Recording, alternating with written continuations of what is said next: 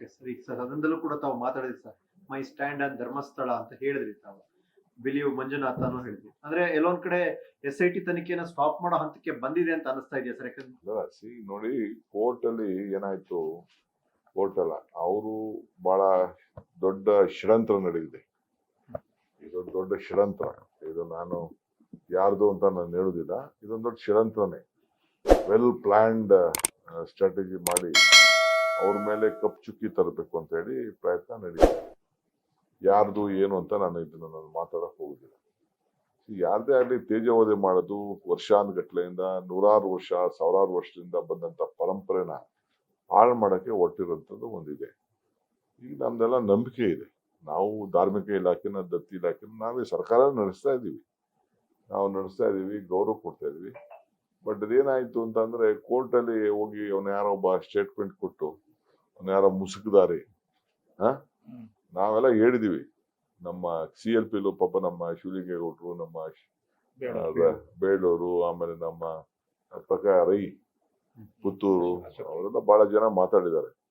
ನಾವಂತೂ ಫಸ್ಟ್ ಯಾರು ತಪ್ಪಿಸ್ತು, ಈ ತರ ಮಿಸ್ಗೈಡ್ ಮಾಡ್ತಾ ಇದಾರೆ, ಅಪಪ್ರಚಾರ ಮಾಡ್ತಾರೆ, ಷಡ್ಯಂತ್ರ, ಎಲ್ಲ ಡೀಪಾಗಿ ಹೋಗಿ ಕಾನೂನು ರೀತಿ ಕ್ರಮ ಕೈಗೊಳ್ಬೇಕು ಅಂತ ಹೇಳಿದೀವಿ. ಚೀಫ್ ಮಿನಿಸ್ಟರ್ ಕೂಡ ಹೇಳಿದ್ದಾರೆ, ನಿರ್ದಾಕ್ಷಿಣ್ಯವಾಗಿ ಕ್ರಮ ಕೈಗೊಳ್ಬೇಕು ಅಂತ ಚೀಫ್ ಮಿನಿಸ್ಟರ್ ಕೂಡ ಹೇಳಿದ್ದಾರೆ. ನಮ್ಮ ಹತ್ರ ಕೂಡ ನಾವು ಮಾತಾಡಿದ್ದಾರೆ.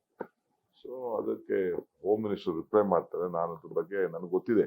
I know the entire detail, what is ನನ್ಗೂ ಗೊತ್ತಿದೆ.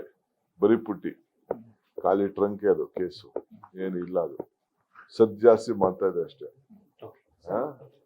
ಅದಕ್ಕೆ ನಾವು ಹೇಳಿದ್ದೀವಿ. ಹೋಮ್ ಮಿನಿಸ್ಟ್ರು ಇವತ್ತು ಸ್ವಲ್ಪ ಮಾತಾಡಿ, ಸೋಮವಾರ ಡೀಟೇಲ್ ಆಗಿ ರಿಪೋರ್ಟ್ ತರಿಸ್ಕೊಂಡೇ ಏನ್ ಬೇಕೋ ಹೇಳ್ತಾರೆ.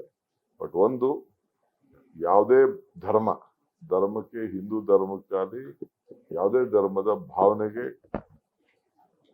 ಚ್ಯುತಿ ಬರಬಾರ್ದು. ಅವ್ರವ್ರ ನಂಬಿಕೆ ಉಳಿಸ್ಕೊಂಡು ಹೋಗ್ಬೇಕು. ಯಾರು ತಪ್ಪು ಮಾಡಿರ್ತಾರೆ ಅದ್ರ ಬಗ್ಗೆ ಯಾರು ರಕ್ಷಣೆ ಮಾಡ್ಬೇಕು ಅಂತ ಹೇಳುದಿಲ್ಲ. ನಾವು ತಪ್ಪು ಮಾಡಿದವ್ರಿಗೆ ಶಿಕ್ಷೆ ಆಗ್ಲೇಬೇಕು ಅಂತ ಕೂಡ ಎಲ್ಲರಿಗೂ ಇದೆ. ಏನು ಇಲ್ಲದೆ ಇದೊಂದು ಕ್ರಿಯೇಷನ್ ಮಾಡಿದ್ದಾರೆ, ಅದು ಕೂಡ ನಮ್ಗೆ ಅರಿವಿದೆ ನಮ್ಗೆ. ಬಟ್ ಕೋರ್ಟ್ ಅಲ್ಲಿ ಇದ್ರಿಂದ ಇದೊಂದು ತನಿಖೆನ ಸ್ವಲ್ಪ ಸೀಸನ್ ಆಗಿ, ಪ್ರೊಫೆಷನ್ ಆಗಿ ಮಾಡಿ ಅಂತ ಮಾಡಿದ್ದಾರೆ.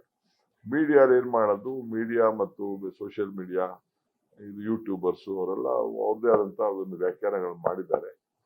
ಅದರಿಂದ ನಾನೇನು ಅದ್ರ ಬಗ್ಗೆ ಕಾಮೆಂಟ್ ಮಾಡಕ್ ಹೋಗುದಿಲ್ಲ. ಸೊ ಬಹಳ ಅನ್ಯಾಯ ಅಂತ ಅವ್ರಿಗಾಗಿದೆ. ಸರ್, ಬಿಜೆಪಿ ಅವರು ನಿಮ್ಮ ಮೇಲೆ, ಅಂದ್ರೆ ಕಾಂಗ್ರೆಸ್ ಮೇಲೆ ಒಂದು ಆರೋಪವನ್ನು ಮಾಡ್ತಾರೆ. ಕಾಂಗ್ರೆಸ್ ಏನು ಕ್ಷೇತ್ರಕ್ಕೆ ಮುಸಿ ಬಳಿಯುವಂತ ಕೆಲಸ ಮಾಡ್ತಿದೆ. No question. ಕಾಂಗ್ರೆಸ್ ಯಾವ ಪಾರ್ಟಿಗೂ ಯಾವ ಸಂದರ್ಭಕ್ಕೂ ಕೂಡ ಧರ್ಮಸ್ಥಳ ಆಗ್ಲಿ ಯಾವುದೇ ಕ್ಷೇತ್ರದ ಗೌರವ, ಸ್ವಾಭಿಮಾನ, ನಂಬಿಕೆಗೆ ನಾವು ತೊಂದರೆ ಆಗ್ಲಿಕ್ಕೆ ನಾವು ಅವಕಾಶ ಕೊಡೋದಿಲ್ಲ.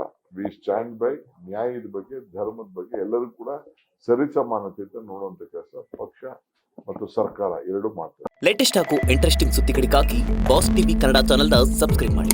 ಹಾಗೆಯೇ ಬೆಲ್ ಐಕಾನ್ ಪ್ರೆಸ್ ಮಾಡಿ. ಇದರ ಜೊತೆಗೆ Facebook, Instagram, X ನಲ್ಲೂ ಮಿಸ್ ಮಾಡದೆ ಫಾಲೋ ಮಾಡಿ.